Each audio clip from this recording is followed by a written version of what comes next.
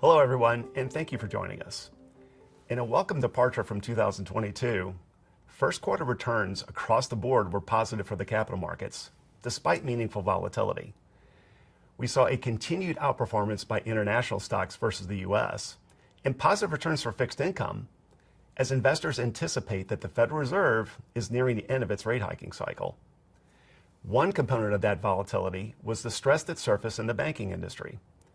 Many investors arguably believe that this concern will be contained, but we feel a degree of caution here is warranted. And while banks' willingness to lend had been declining even before this news came to light, our view is that lending activity will continue to moderate, therefore making the Fed's goal of attaining lower inflation and slower economic growth a little easier. But there remains a difference of opinion over what the Fed has been signaling and what the market thinks they will do regarding interest rates. The market's expectations look to interest rates easing sooner than the Fed. But the bottom line is that the Fed would rather err on the side of caution versus easing too soon and wind up with bigger inflationary problems down the road. Now, inflation has been trending lower from its peak levels, which is good. But there's more to the story, considering that key areas such as transportation, think auto rentals and repair, and recreation services, which can include anything from cable TV bills to concert tickets, remain at high levels. Beyond inflation, the Fed also remains focused on the labor market, which is still running hot as more people continue to join the labor force at levels well above pre-COVID hiring.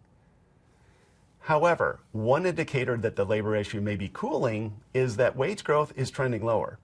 With all this in mind, we see a mild recession in the US for this year and modest to tepid growth around the globe, with the exception of China.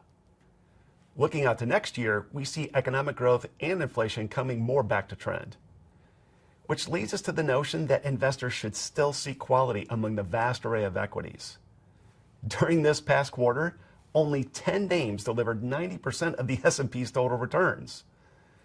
But we don't believe this narrow advance will be sustained because many mega-cap stocks now are trading at expensive levels relative to the broader market. We feel quality will be paramount as the year advances, which runs counter to what occurred in some segments of the market in the first quarter. Some low-quality stocks actually performed quite well, such as non-profitable technology companies. But when concerns over economic growth became top of mind midway through the quarter, these stocks lagged meaningfully. And earnings upside surprises are low and are likely to remain under pressure as tighter financial conditions and slower economic growth take hold. One area beyond U.S. large cap stocks to consider is international equities. China's reopening, the world's economic transition to a post-COVID era, and a weaker U.S. dollar all lend support to international stocks. For example, periods of U.S. dollar weakness have had proven to be a tailwind for this asset class.